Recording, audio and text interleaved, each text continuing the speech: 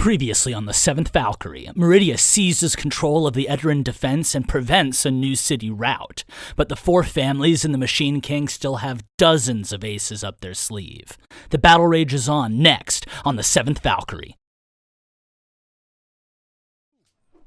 3. Join trios and open fire! Meridia began firing, and between shots she continued giving direction as a stream of messengers made their way up for orders and then back out across the city. They would venture down to relay officers in the stairwells, over to section officers on the bridge, and across to where the garrison officers built embankments and fortifications at double time, keeping Meridia as informed as she could be. And it was in this way the battle progressed. At first, only the 2 or 3 rooftops next to Meridia were full of soldiers, but in minutes Meridia's call for archers and the enormous reward she had offered started bearing fruit, and trios crowded up onto the wall, opening fire in packs. Out in the sea of flame and ice and stone, more of those glows of gifts began to wink out, though Meridia's increasing count kept them all firing at double time. 10,000 crowns as a reward meant an early retirement. Early, meaning as soon as you received 10,000 crowns, you could retire. To be frank, Meridia didn't know if she had the authority to offer that kind of reward, but it wouldn't matter anyway. Even full trios of men couldn't keep up with her hail of arrows and pinpoint accuracy. But despite the damage they did, the thwart hordes still advanced slowly. So Meridia began passing commands from the top to the troops below, even as she hung on in her archer's trance, relaying orders down the officers in the tunnels to keep the Edaran shape moving, rotating and adapting to breaks in formation and the movements of the thwart horde. Without any clear formation of their own, the thwart crowd collapsed on the Edaran soldiers like a liquid, filling space and probing for gaps. But for now, the Edaran formation still held, spears and shields extracting their blood price as they slowly receded. Now and then, one of the thwarts went alight with power and surged into the Edaran battle lines, carving out huge chunks that had to be filled before the damage could spread. But with her bird's eye view, and by thinking a few moves ahead, Meridia was able to keep her men rotating, fresh, and steadily retreating. Behind her, the archers had been joined by any soldier who could throw, who were raining down everything they could find in homes and supply crates on the old city force. From 100 feet up, even pots, pans, cutlery, and furniture could be deadly. It could have been a few minutes or close to half an hour, but as Meridia's shoulder went from screaming pain to total numbness, there was another shift in the movements of the thwart horde. The Freelander advance had slowed.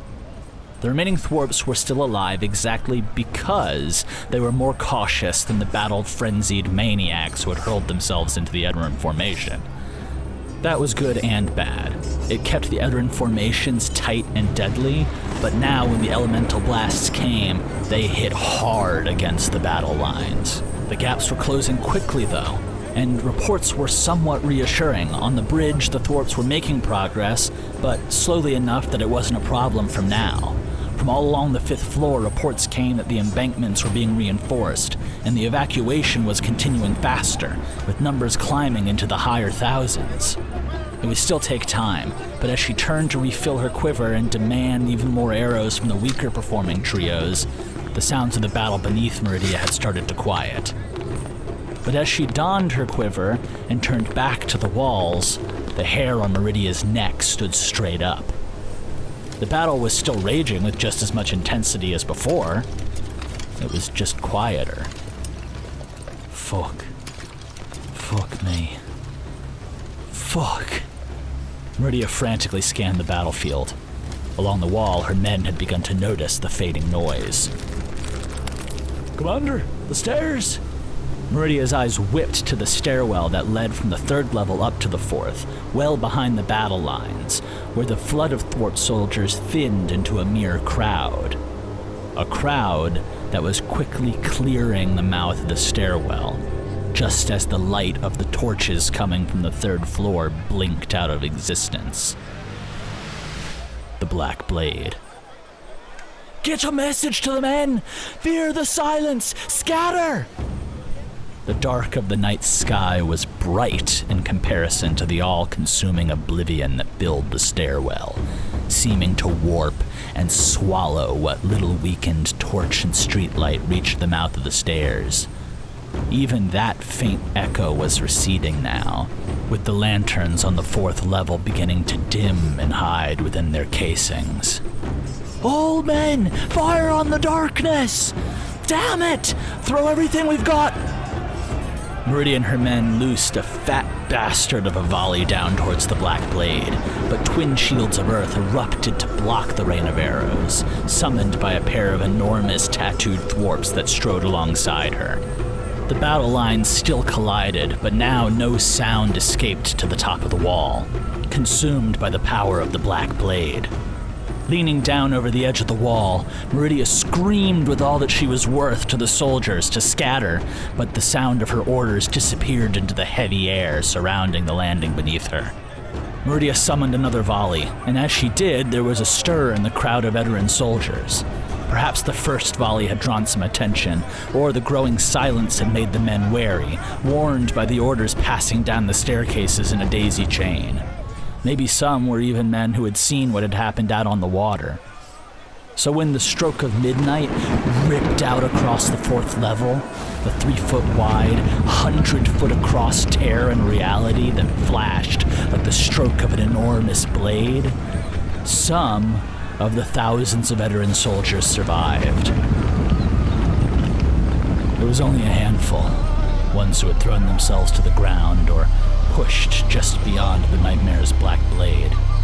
But the rest, and a few unlucky thwarps who hadn't heard the calls to hit the floor, collapsed to the ground, a river of bisected men suddenly screaming out as one, as their entrails spilled to the floor and they collapsed, crushed under the weight of their armor as they bled out, suffocated, or were crushed and drowned in the river of gushing blood and guts. 3 of Meridia's archers on the wall collapsed, 4 vomited, and 1 took the easy way out and hurled himself 100 feet to the street below. The rest screamed or held their arrows in shock as they saw entire buildings collapsing inward, cleaved by the Black Blade that tore flesh, bones, stone, and the very fabric of reality. But in the silence and the shock, Meridia selected the best remaining arrow she could find, checked its fleshing, and drew it to full extension. She let the long, numb muscles in her shoulder remain silent as she blinked away sweat and grime, and let the silent thrashing of thousands of disemboweled soldiers and their bleeding, missing limbs fade away. The Black Blade's power took away the sound, the color, the senses, all the distractions an archer might face in battle, and that just made it easier to settle into the deep archer's trance. Meridia breathed, letting her eyes track and focus and pick out each detail in the stone arch from which the Black Blade had emanated. She needed to see her target. Meridia had seen the Black Blade step clear of that shield the first time when she wanted to strike. When she emerged again, Meridia would be ready. And in the next moments, Meridia found herself proven right, but also proven wrong. At the first sign of the empty nothingness, Meridia fired. And as the arrow hummed into the night, she knew that her aim would be true. The Black Blade was mid-step, mid-stride, and mid-swing, and there was no chance that she could dodge. But what Meridia had gotten wrong was that the Black Blade had not been targeting the battlefield. She was tilted towards the sky, her stroke of midnight aimed for the top of the very wall where Meridia and her archers stood.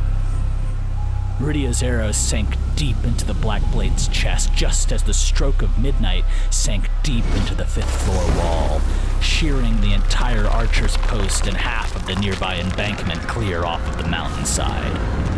Unlike the Black Blade's tear in reality, gravity took some time to kick in, but not much. There was only enough time for Meridia to turn and run as the command post fell from the wall, sliding toward the street 100 feet below and dragging man, earth, animal, and structure alike groaning and crumbling as it broke into pieces. It was an avalanche, carving away at the centuries-old Edaran fortifications and groaning as it fell. The archers around her weren't quick enough to react. Some of the messengers were. Anyone who was seated, unpacking munitions, running cargo, or performing any vital task of war that didn't include being on your feet, uninhibited and ready to run, was dead. And even of those who could run, only about half made it across the shifting rooftops and collapsing homes fast enough to leap out from the crumbling wreckage, climb the sideways sidewalks falling after them, and grab hold of the rubble and earth that clung to the side of the fifth-floor street.